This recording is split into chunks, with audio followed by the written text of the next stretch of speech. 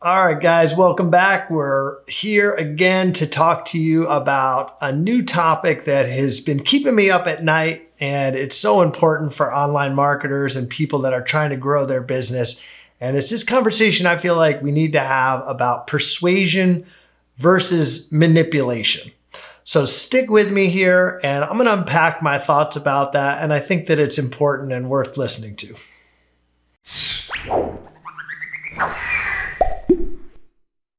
All right, guys, welcome back. Again, my name is Zach Greenfield, and welcome to Quick and Dirty Marketing Tips. Today, we're going to talk about this. I don't know. It seems kind of like a little bit of an ugly conversation, but honestly, it's been keeping me up, and I think that it's something I just want to address on this channel. And I don't think it necessarily has to be a bad thing, but there's two types of things going on out there with selling, in my mind. And there's probably others, but these are the two for today. One is, persuasion, and the other one is manipulation, right? So, I don't think both of these things in different contexts could be considered maybe positive or negatives. Manipulation probably almost always seems kind of negative. However, I'm sure somebody out there could make the case that there's a good time for that. Persuasion, on the other hand, sounds more like selling, which is what we're all probably trying to do with our websites and our businesses and our marketing and our advertising, certainly. Okay, so we're trying to persuade buyers to come with us, buy from us, work with us, whatever. But there is a fine line, and I guess that's where I want to bring the discussion today here is, what is the line between being persuasive and being manipulative? Manipulative. There we go. Got it. Manipulative. So here's, and let me tell you a story, because we get asked to do stuff all the time. For people, they want to sell something, and in their mind, they've got a way that they want to do it, right? So we get asked to build sites, pages, ads, checkouts, funnels, and all sorts of very sophisticated things. And some of them, in my mind, cross the line to manipulation. And I'm not here as a confessional. I think this is just a reality of this business, and it's something to be conscientious about.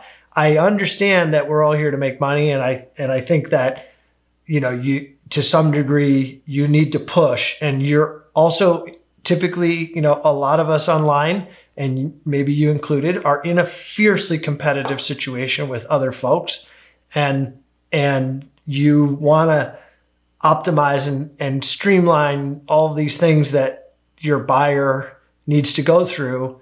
And the question really I want to ask and attempt to have a discussion about is, at what point does all of that stuff we call optimizing become manipulative?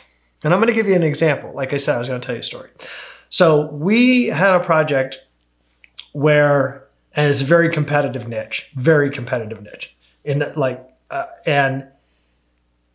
that involved a checkout, right? So it was an e-commerce deal. And in order to get these people to check out, we started discovering that we had to do less and less what I would call traditional shopping cart stuff. So if you look at, like if you go buy a TV on Best Buy or something, and you might take a look at that shopping cart. If you have an e-com store, it's definitely worth looking at other checkout processes to see what those are like. We all are mostly trained by Amazon and bigger sites like Best Buy and Walmart and things like that. So we expect a certain experience when we're checking out. What's interesting, though, is that every shopping cart to some degree is either persuading or manipulating you to get through that process and get your money. Okay? So the story goes that we were finding that we had to keep thinning down how much we were disclosing in the final order process to get the final conversion and the actual payment, which I think was where we were starting to take this thing from persuasion, because we did a good job of selling the product. I don't think, in fact, the numbers even indicated that action was great earlier in the steps. Like, people loved the sales page. People liked the product page. People liked the way that we priced and packaged it. So they were click, click, click, clicking. And then they would get to the cart page. And this is where we started having a challenge. And it really, I could go into that challenge and I could be looking back at that now today and thinking to myself, well, this was about money and all this stuff and everything else, and the form and lots of things like that, which, and there certainly were a lot of details. But when I reflect back on that, it's this conversation. It's where did we stop persuading the buyer and we actually started to go to where we were manipulating them. So here's where I'm going to tell you where we ended up on this thing. We actually found that at the end of the checkout process on the cart page where you would check out, that more people bought the product if we didn't show them the price at the end, which seems nuts. Because if you look at Amazon or any one of these big businesses, when at the final checkout page where you're going to click for your credit card, it always shows the price that you're going to pay.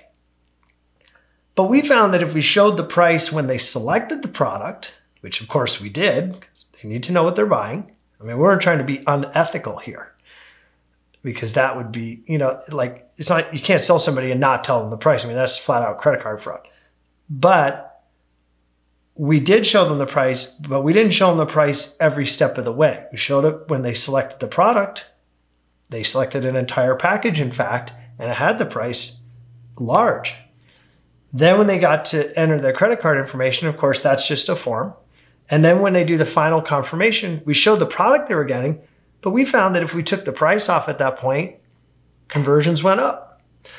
So I felt like that was the beginning of where you're kind of going to, what might be like the dark side of internet selling. And I want you guys to think about it. I want to tell this story because I think that one of the things I can share on this channel is stories, because I'm in this business and I have some experiences to share with y'all. A lot of you are using a shopping cart product, like an Ecwid or Shopify or whatever it is, and they don't really let you do stuff like we're able to do. But I want you to think about it in terms of a bigger marketing, contemplation, which is where we want, and I want to help you be as persuasive as you possibly can and be competitive in your niche and in your market as much as you can. But I also want you to recognize that there is a point where you go past persuasive selling and into manipulative selling. And I don't necessarily believe that's a great place to go. I think that in the long run, the long game, that will end up working against you. If you're in that spot right now, I'd invite you to review what you're up to and to review how you want to work going forward. And especially if you're trying to build something. In the case of this project, that was not what was going on. It was a run and gun deal. And, the results spoke for themselves and we were hired to get results. So it's just that simple. We didn't break any rules, but again, reflecting back, I think it's an interesting conversation to have and something that I wanted to share with all of you and let you run that around for yourself a little bit and have a little bit of awareness about how that can start to happen online. And it doesn't necessarily have to happen in a shopping cart. It can also happen on a sales page, or the way that you photograph a product, or the way that you might write up some specs, or the way that you show something, in action that it might not 100% be capable of doing, right? or it might be in the way that you present your service and make claims, right? So you just be careful with that stuff in a way so much that be persuasive. But I would challenge you to make sure that you stop before you become manipulative. Okay? So anyways, I'm off my soapbox. I hope that you enjoyed that and it might have triggered something for you to watch out for. And also, as a buyer and a shopper online, which I am and you probably are also, be conscientious of when you're being persuaded versus manipulated. If you feel like you're being manipulated, bounce. Go shop somewhere else. Okay? That's my last little thoughts on that. I can't wait to see you guys in the next video. If you enjoyed this, or it definitely brought up some stuff for you, go ahead and like the video, because of course, that helps me feel good about what we're doing. And I'd love to have you as a subscriber on the channel, and we'll see you on the next one.